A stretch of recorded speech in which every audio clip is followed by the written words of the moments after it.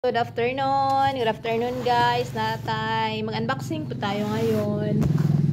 Natay parcel na po guys sa atong ablihan. Kung unsa ang sulod ini nga atong parcel guys.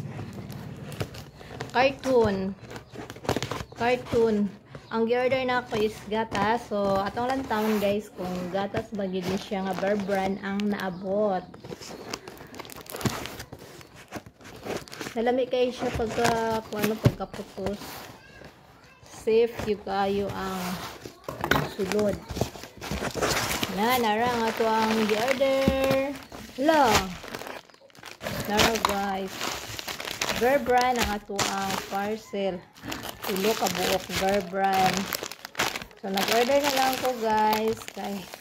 Para dili na magtugbong-tugbong. Mora ni ang sulod sa ato ang parcel. So, salamat kay seller. Thank you so much. Nanatay imnon nun. Nanatay imnon nga gatas, guys. Nara 300 mg ang ato ang gatas. Bear Brand. 300 ba? 300 grams. So, tulog ka gatas ang niabot. Ang sulod sa ato ang parcel. So, salamat kayo. Thank you so much. Maraming salamat. Thank you kayo. Lami na kayo ni Imnon. Lami kay Imnon lang ito ang gatas nga. Tulo ka buok gatas. Mao ni ang ato ang parcel nga naabot guys. Tulo ka buok. 300 grams. Mao ni ang ato ang girder. Pansya ka nang naabot siya diri. Wala po siya naabtiog isa ka semana.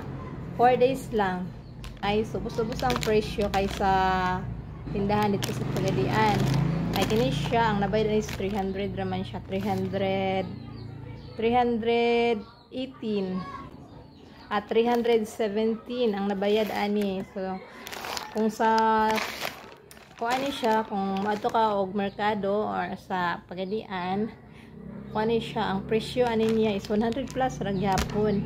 Pero kay nindot man ang gyud niya ihatod bitaw siya. Pero pareha siya presyo sa kuan. Pero mas ubos-ubos guys kay sa tulog 318 lang ang nabayad ani 318 samantalang kung adto ka mo pliti pa ka.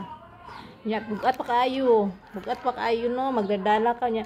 Ako ra ba basta madto kog Pagadian or sa Dumrino mag-hike ra jud ko. So mag-order na lang ko kay para maglaag gyud ko wala na koy palitunon wala na koy bitbitunon no. So thanks for watching. Bye bye.